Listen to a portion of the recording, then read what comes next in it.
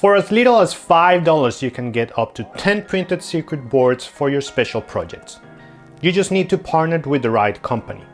PCB Way helps you bring those ideas into reality by giving you the chance to manufacture your circuit boards in a professional manner for a very affordable price and pretty quickly. Go and check them out. They offer many services, they collaborate with the open source community, and your first order is almost for free. It's not very easy these days to do a review for a 5-inch drone. And why is that? Because most of the drones that you can buy on the market today, either from iFlight or from Diaton or from GEPRC, they're pretty good. So making a review gets you to the point where you have to find these very small details on the drones to be able to compare them or to say something about them. And that's what I'm gonna try to do today with the Mark5 from GEPRC. I'm going to try to find those small details that can tip the balance for you to buy it or maybe not to buy it. Let's start with what's in the box when you buy this drone. I'm not thinking to do a full unboxing of the drone because but it's still good to show a few things where I think GEPRC is getting it better. The packing is becoming much better. If you see, the drone now comes with this foam, keeping the form very well tight in there, and all the extra parts are just here underneath. You have 2 sets of props here, you have tools and straps and things and extra screws, everything in here, which is nice. And the piece that I wanted to show is this one. They are including a manual of some sort, a quick start guide are they calling it, where they have information of direction of the props, how to bind the Vista, if you have a Vista, how to bind the receivers, depending on which one you have, how to install the propellers. It's a generic guide because in my case I have the analog, and you see that the guide was talking about the Vista, but still good that they are doing it. The drone itself, I think it's a pretty well done drone. It feels like high level. You see these metal things here, they are aluminum, the good quality aluminum holding all this part, which makes you think that it should stand up for a crash pretty well with this. It's really nice to see these kind of improvements or changes. In general, the build is cool. You also have a lot of space here in the front where you can add like a bigger or self-powered beeper or a GPS made if you're deciding to have a GPS here, or your receiver, or whatever you want. Another thing that is interesting is that they're including this foam for the GoPro. This is kind of old style. Nowadays a lot of people use just a TPU mount, but some people still love this method of holding the GoPro. So you can just position your GoPro here and strap it with a battery strap. You even have this space here that is perfect for the strap. So pretty cool. You have options. Actually, they add that one, and they have this one without the lip, so you can choose which one you have or which one you want. Also in the box, this model is the PNP, which means it comes without any receiver. And then if I decide to have a Crossfire or even Express LRS, I'm gonna have to use this to hold the antenna. And they are included in the box, which is pretty cool. One interesting part is they include this to also hold cameras.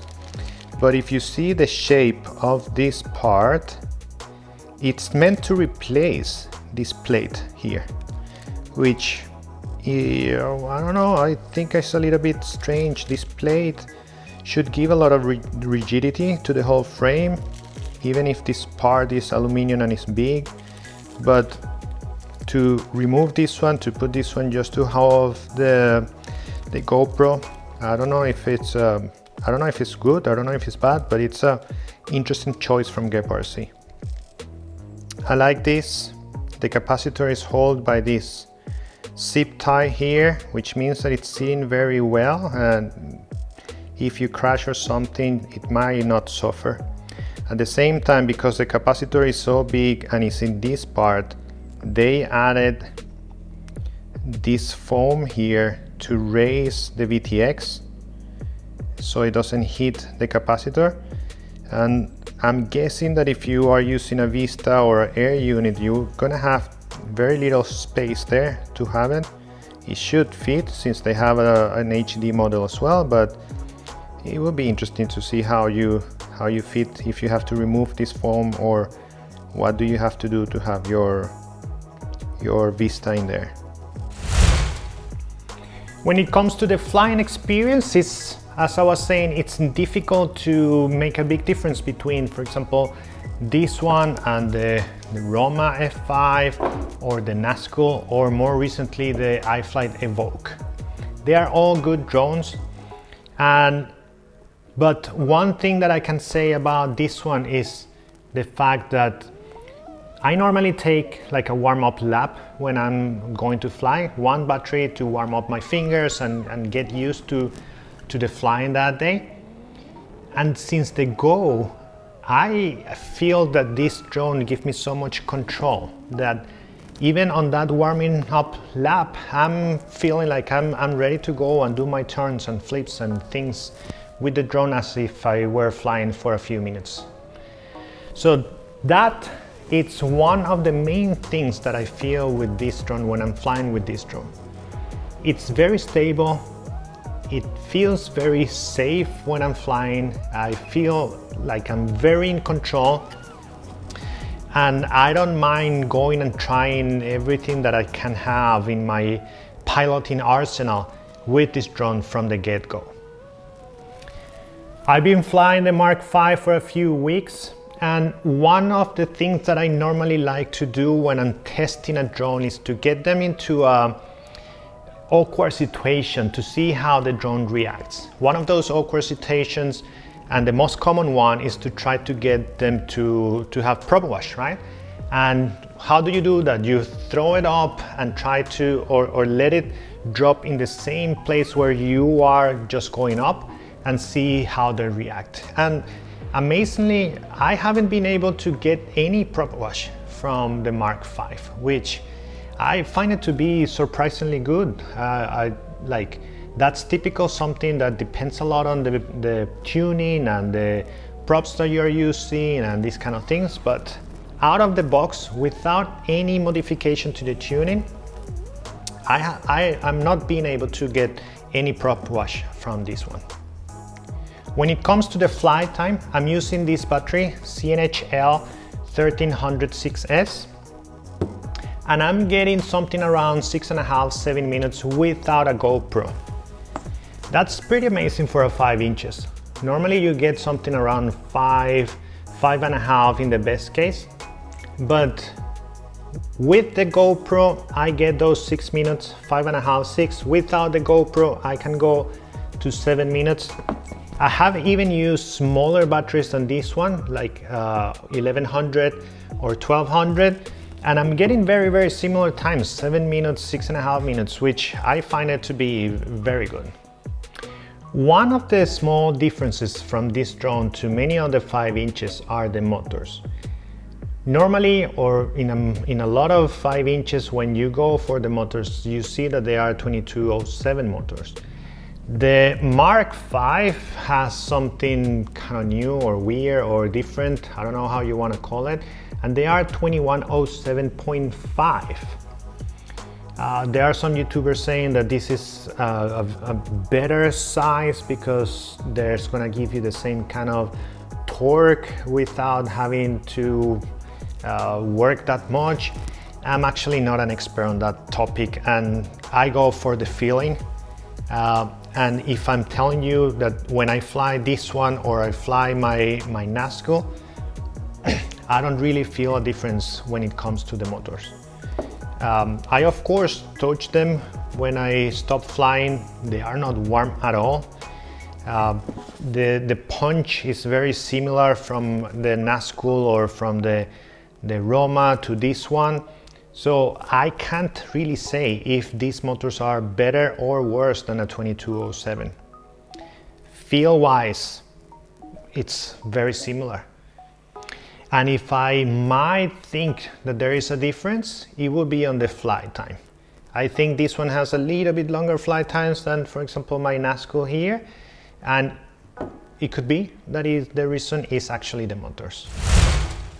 I think these days it's very difficult to say go for this drone because X or Y. The 5 inches category, it's somehow stalled in differences. And I can say everything that I have here flies amazingly, and I like to fly all of them.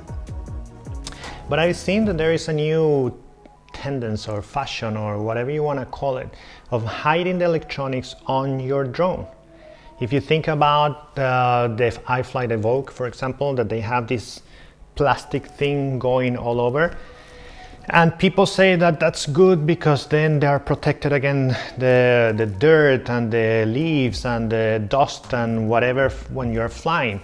But I actually don't like that much, that idea, and the reason is because it makes it much more complicated to work on it when you are on the bench. That's something that I'm liking quite a lot from the Mark5.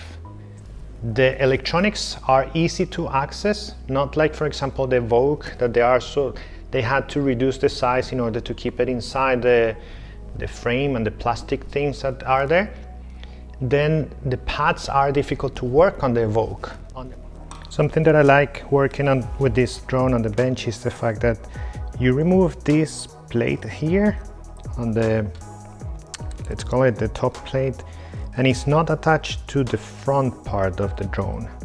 So this part is one plate, this part is another plate, which makes it very, very convenient and easy to access when you are going to repair.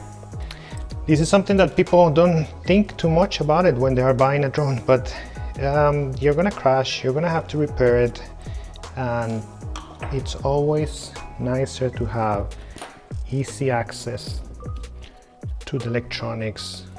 I also, if you think about what the Roma did, that they just put this plastic part here that you can easily remove, I would think that that's something that is in between those two, and it could be a good idea to protect a little bit. But how much do you really protect electronics with that? I'm not sure. Do you really need to protect electronics like that with a plastic? I'm not sure. I do have to say I like quite a lot the way that this drone is built. It feels solid. This part on the front that they did, kind of like the signature part of the Mark5, is pretty cool. It makes it look very, very nice, and at the same time protects the camera very well and protects the drone on the front very well. I have to tell you that I have crashed this drone a few times. I tried to do a couple of loops and I just hit directly the ground asphalt. And you can see the drone by yourself. There is nothing more than some scratches on the props. The GoPro, that one really crashed. But the drone, it's fine, it's working. You barely see the heat. So durability wise, seems like this drone has something positive to say. One very small difference between this one and most of other 5 inches is that the electronics or the flight controller on this drone comes directly with Bluetooth, and then you can access and you can configure the drone on the field using your SpeedyBee app. These days, SpeedyBee app is also compatible with ExpressLRS, and I installed ExpressLRS on this drone, and that will make everything simple for you to do some changes and to do some tuning on the field. As a summary, I'm gonna say there is no way that you go wrong if you buy this drone. You're gonna have a lot of fun. This thing can do almost everything that you can imagine. I'm pretty sure that you're gonna be pushing your pilot skills having one of these ones and learning more freestyle tricks, or if you're using it just to film with a GoPro or something like that, it's going to satisfy you and leave you very happy. If you have to choose between iFlight Evoke and the Roma F5 and this one, I will tell you, look at the whole picture, look at the whole package. It's not only about the drone itself, it's also what each company is giving you as support. Can you find the spare parts? What's the price? Maybe there is a sale on one of them. You're gonna have to look at the whole picture to choose between them, because the differences on the experience, on the flying experience, are becoming so small that it's almost not important to choose between any of them. I know for sure that I'm gonna be having a lot of fun flying this one together with my other drones this summer, but I think the highlight of the summer, it's actually going to be this drone. The 3-4 weeks that I've been flying it, I'm surprisingly amazed with it, and I'm looking forward every day for a little bit of sun to go and fly a few minutes. If you found this video useful, please remember to like and subscribe. That's gonna help me and help the channel. And I hope that you had a good time. Hope to see you soon, and thank you for watching.